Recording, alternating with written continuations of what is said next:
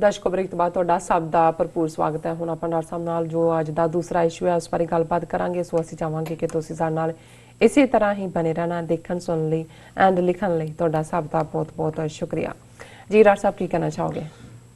देखो Henry Kissinger secretary of state सी, यहूदी सी, और जदों निक्सन का दौर सी उस पीरीयड और कामयाब डिप्लोमैट सी। चाइना दे नाल भी बेशक पाकिस्तान ने ही जिहड़ा वो सारी अगवाई लई सी, जिहड़ी आइस ब्रेक करना कहंदे ने जां आइस मैल्ट करना, क्योंकि चीन अमरीका बिल्कुल पोल्स अपार्ट सी। कोरिया वार दे विच जिहड़ा वो लड़े सी और इस सारे पीरीयड सो उन्हां दी आपसी दरवाज़ा पाकिस्तान ने खोलिया सी, अमरीका और चीन दा। और हैनरी किसिंजर दुनिया दे जिहड़े सियाणे डिप्लोमैट ने जिन्हां ने हिस्टरी दे विच अपना मार्क छड्डिया है, उन्हां चों ही उन्हां दा शुमार हुंदा है। उस्मान तालिब साहब साडे बड़े ही जिहड़े ने वो सियाणे व्यूअर ने, वो सानू लिखदे भी ने और अज दी उन्हां दी लिखत, क्योंकि मैनू ये हुंदा है कि भी टॉपिक्स दे विच कई बार फिर चलदे चलदे ये साडे जिहड़े स्कॉलरली राइटर ने इन्हां दीयां लिखतां रह जांदियां ने।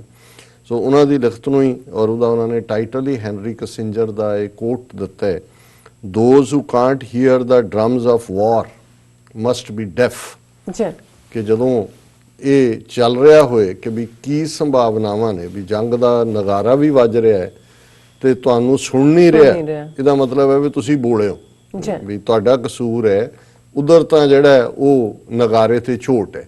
ਸੋ ਜ਼ਾਹਰ ਹੈ ਕਿ ਇਹ ਸਾਡੇ ਉਸ ਖਿੱਤੇ ਦੇ ਹਵਾਲੇ ਨਾਲ ਹੀ ਗੱਲ ਹੈ ਕਿ ਜੋ ਨੀਤੀਆਂ ਨਾਜ਼ੀਆਂ ਦੀਆਂ, ਹਿੰਦੂ ਤਵੀਆਂ ਦੀਆਂ, ਨਾਜ਼ੀ ਹਿੰਦੂਆਂ ਦੀਆਂ ਚੱਲ ਰਹੀਆਂ ਨੇ ਕਸ਼ਮੀਰ ਦੇ ਵਿੱਚ, ਪੰਜਾਬ ਦੇ ਵਿੱਚ, ਮਾਈਨੋਰਟੀਜ਼ ਲਈ, ਗਵਾਂਢੀ ਦੇਸ਼ਾਂ ਲਈ, ਉਹ ਅਲਟੀਮੇਟਲੀ ਉਹਨਾਂ ਨੇ ਐਕਟ ਆਫ ਵਾਰ कर दिता होया। वो बालाकोट वेले ही कर दिता सी। ये वक्री गल है कि पाकिस्तान ने मैच्योरिटी का सबूत दिता है। सो उन्हां दी ये लिखत है, सलाम ते सत श्री अकाल डॉक्टर साहब and Neelam Kaur sister, hope you had a wonderful weekend. और फिर उन्होंने कहा, when I saw Gopal with a cheap single bolt revolver I got flashbacks from Christchurch mosque shooting.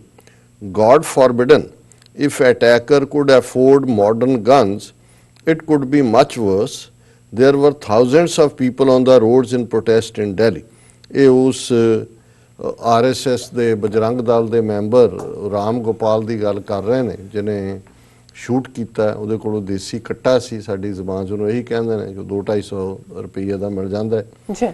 ਔਰ ਉਹਨਾਂ ਨੇ ਦਾ ਕਹਿਣਾ ਕਿ ਵੀ ਇੱਕਦਮ ਮੇਰੇ ਦਿਮਾਗ 'ਚੋਂ ਕ੍ਰਾਈਸਟ ਚਰਚ ਨਿਊਜ਼ੀਲੈਂਡ 'ਚ ਹੋਇਆ ਸੀ ਕਿ ਵੀ ਜੇ ਇਸ ਗੁੰਡੇ ਦੇ ਕੋਲ, ਦਹਿਸ਼ਤਗਰਦ ਕੋਲ मोर सोफिस्टिकेट वैपन हुंदा है तो फिर किन्नी वड्डी जिहड़ी है वो किन्ना वड्डा जानी नुकसान हुंदा है। और नाल दी नाल उन्होंने कहा कि he was just teenager, RSS is cutting what the बाओ।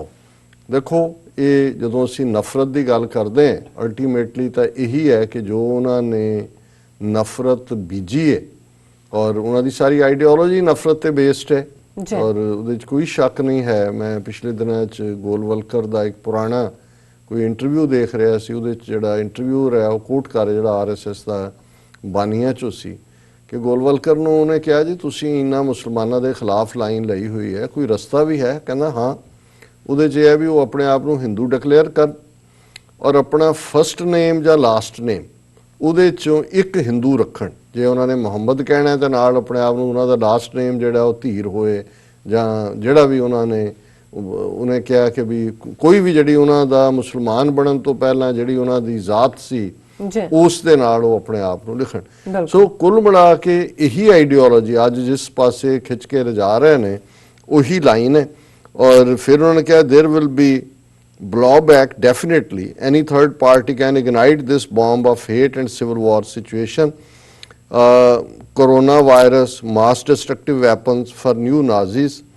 There can be many virus attacks in the detention camps. ਇਹ ਇਹਨਾਂ ਨੇ ਨੁਕਤਾ ਬੜਾ ਯੂਨੀਕ ਲਿਆਂਦਾ ਹੈ ਕਿ ਵੀ ਇਹ ਹੁਣ ਬਹੁਤ ਵਾਰੀ ਬਹੁਤ ਸਾਰੇ ਚੈਨਲਸ 'ਤੇ ਵੀ ਡਿਸਕਸ ਹੋ ਰਿਹਾ ਹੈ, ਪ੍ਰਿੰਟ ਮੀਡੀਆ 'ਚ ਵੀ ਹੋ ਰਿਹਾ ਹੈ ਕਿ ਬਹੁਤਿਆਂ ਨੂੰ ਕੈਮੀਕਲ ਵੈਪਨ ਕੀ ਨੇ ਔਰ ਬਾਇਓਲੋਜੀਕਲ ਵੈਪਨ ਕੀ ਨੇ, ਕਈ ਉਹਦੇ ਮਤਲਬ ਸਮਝਾ ਰਹੇ ਨੇ ਕਿ ਵੀ ਐਟਮ ਬੰਬ ਤਾਂ ਸੁਣਿਆ ਸੀ ਪਰ ਬਹੁਤਿਆਂ ਨੂੰ ਨਹੀਂ ਪਤਾ ਹੈ ਵੀ ਕਿਵੇਂ ਈਵਨ ਜਦੋਂ ਤੁਸੀਂ ਇੱਥੋਂ ਦੀ ਅਮਰੀਕਨਾਂ ਦੀ ਨੇਟਿਵ ਅਮਰੀਕਨਸ ਦੀ ਹਿਸਟਰੀ ਦੇ ਹਵਾਲੇ ਨਾਲ ਦੇਖਦੇ ਹੋ, ਪਤਾ ਨਹੀਂ ਕਿੰਨਾ ਕੁ ਠੀਕ ਹੈ, ਪਰ ਇਹ ਕਿਹਾ ਜਾਂਦਾ ਹੈ ਕਿ ਇਹਨਾਂ ਨੇ ਉਹਨਾਂ ਨੂੰ ਮਾਰਨ ਦੇ ਲਈ ਉਹ ਕੰਬਲ ਦਿੱਤੇ ਔਰ ਦੂਸਰੇ ਦਿੱਤੇ ਜਿਹਨਾਂ ਦੇ ਵਿੱਚ ਬਿਮਾਰੀਆਂ ਦੇ ਬੈਕਟੀਰੀਆ ਸੀ।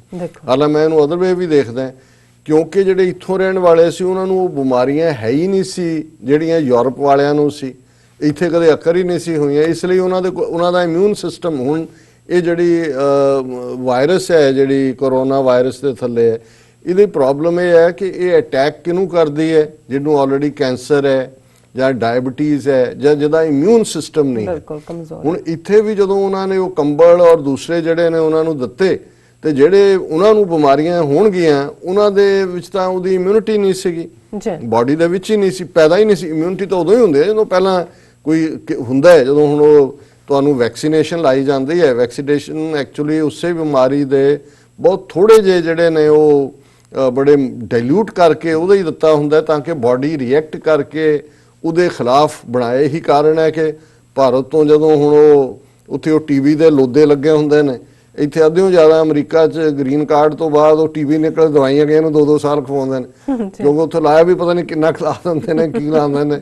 ਸੋ ਕਹਿਣ ਦਾ ਮਤਲਬ ਇਹ ਹੈ ਕਿ ਵੀ ਇਹ ਸਬੂਤ ਹੈ ਕਿ ਇਹਨੂੰ, ਔਰ ਇਸੇ ਤਰ੍ਹਾਂ ਅਸੀਂ ਕੈਮੀਕਲ ਵੈਪਨਸ ਦੀ ਗੱਲ ਕੁਰਦਾਂ ਦੇ ਖਿਲਾਫ ਦੇਖਦੇ ਹਾਂ। ਦੂਸਰਾ ਹੁਣ ਇਹ ਵੀ ਜਿਹੜੀ ਗੱਲ ਇਹਨਾਂ ਨੇ ਉਸਮਾਨ ਤਾਲਬ ਜੀ ਨੇ ਪੁਆਇੰਟ ਆਊਟ ਕੀਤੀ ਕਿ ਜੇ ਹੁਣ ਮੁਸਲਮਾਨ ਵੱਡੀ ਗਿਣਤੀ ਦੇ ਵਿੱਚ ਜਿਸ ਕਿਸਮ ਦੇ ਉਹਨਾਂ ਨੇ ਬਣਾ ਰਹੇ ਨੇ, ਡਿਟੈਂਸ਼ਨ ਕੈਂਪ ਵੀ ਬਣ ਰਹੇ ਨੇ, ਉਹਦੇ 'ਚ ਕੋਈ ਤੁਸੀਂ ਵਾਇਰਸ ਛੱਡ ਦਿਓ, ਉਹ ਜਿਹੜਾ ਉਹ ਮਾਰ ਦੇਣਗੇ ਲੋਕਾਂ ਨੂੰ, ਹਜ਼ਾਰਾਂ ਹੀ। ਤੁਹਾਨੂੰ ਕਿਸੇ ਨੂੰ ਗੋਲੀਆਂ ਨਾਲ ਮਾਰਨ ਦੀ ਜਾਂ ਭੁੱਖੇ ਰੱਖ ਕੇ ਮਾਰਨ ਦੀ ਲੋੜ ਹੀ ਨਹੀਂ, ਕਹੋ ਜੀ ਬਿਮਾਰੀ ਨਾਲ ਮਰ ਗਏ।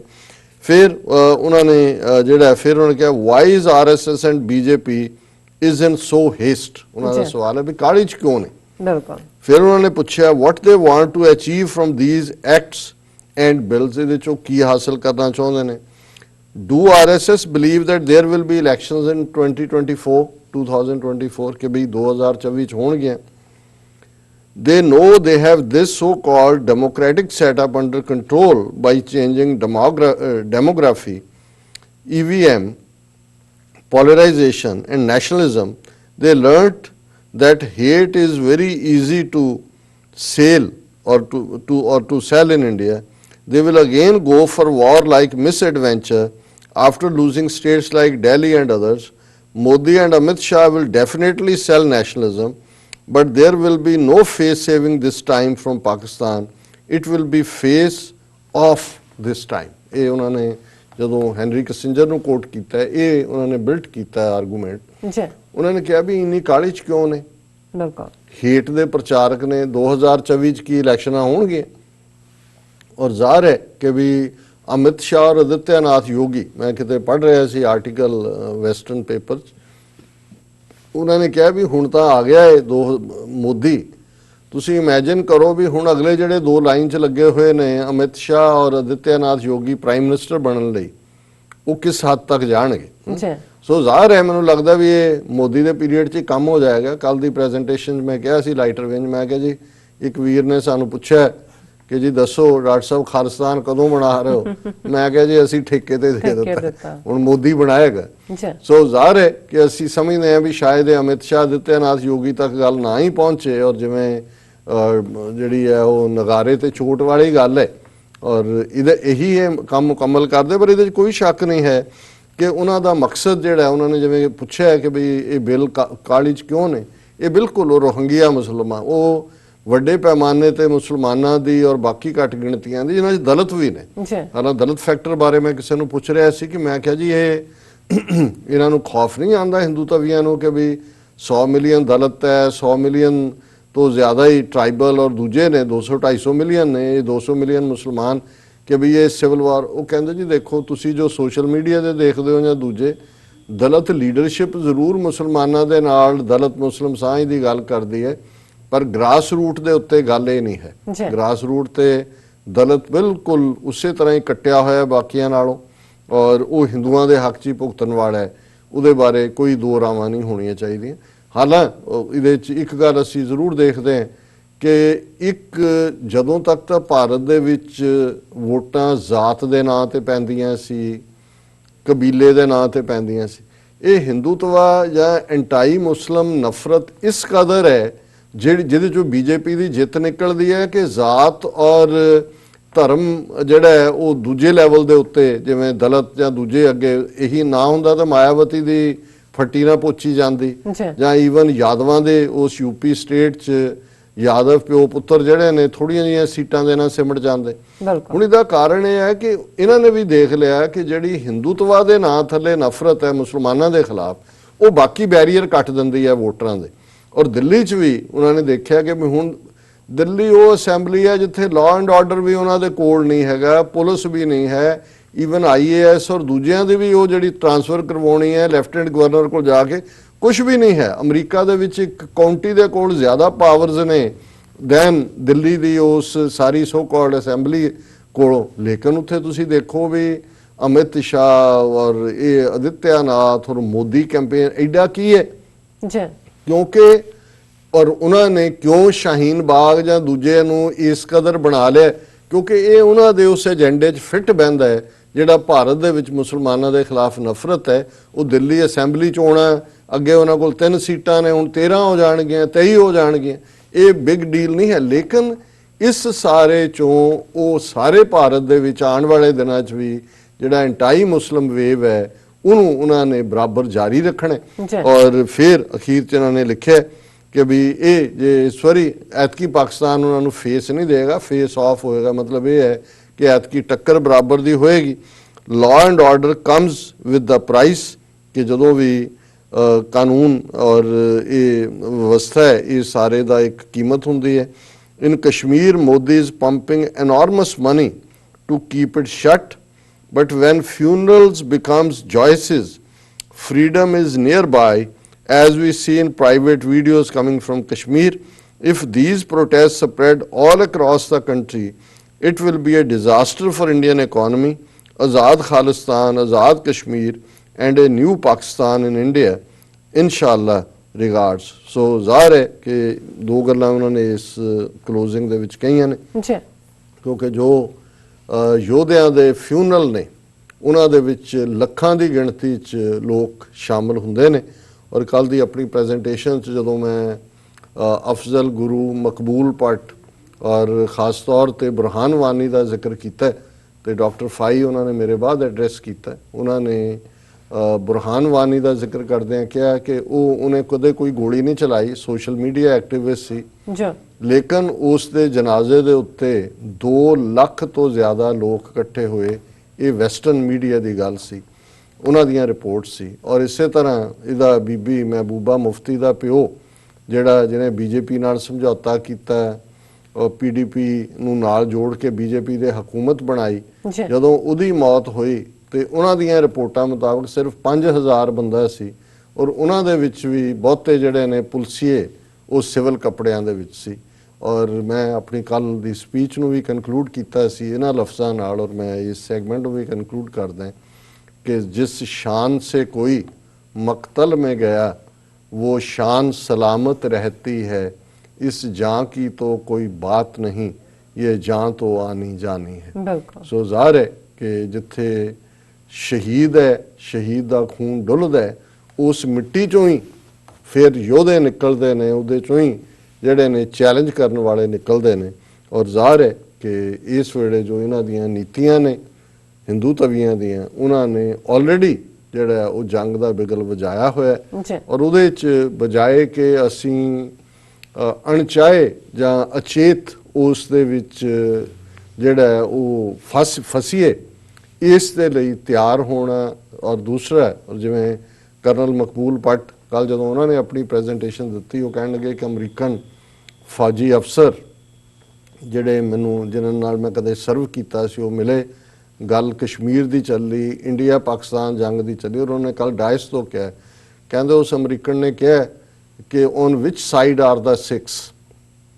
ਉਹਨੇ ਕਿਹਾ ਜੀ ਮਤਲਬ, ਉਹਨੇ ਕਿਹਾ ਕਿ between India and Pakistan only that side will win, on Sikhs will be on which ever, ਜਿਹੜੀ ਵੀ ਸਾਈਡ ਤੇ ਸਿੱਖ ਹੋਏ ਉਹੀ। ਫਿਰ ਉਹਨੇ ਐਕਸਪਲੇਨ ਕੀਤਾ। ਸੋ ਮੈਂ ਸਮਝਦਾ ਵੀ ਇਹ ਗੱਲ ਸਾਨੂੰ ਫਖਰ ਵੀ ਦਿੰਦੀ ਹੈ, but at the same time ਸਾਡੇ ਤੇ ਬਹੁਤ ਵੱਡੀ ਰਿਸਪੌਂਸਿਬਿਲਿਟੀ ਵੀ ਰੱਖਦੀ ਹੈ ਕਿ ਅਸੀਂ ਕੌਮੀ ਤੌਰ ਦੇ ਉੱਤੇ ਵੀ ਉਸ ਸਿਚੁਏਸ਼ਨ ਲਈ ਤਿਆਰ ਹੋਈਏ ਜੋ ਹਿੰਦੂ ਤਵੀਆਂ ਨੇ ਬਣਾਈ ਹੋਈ ਹੈ।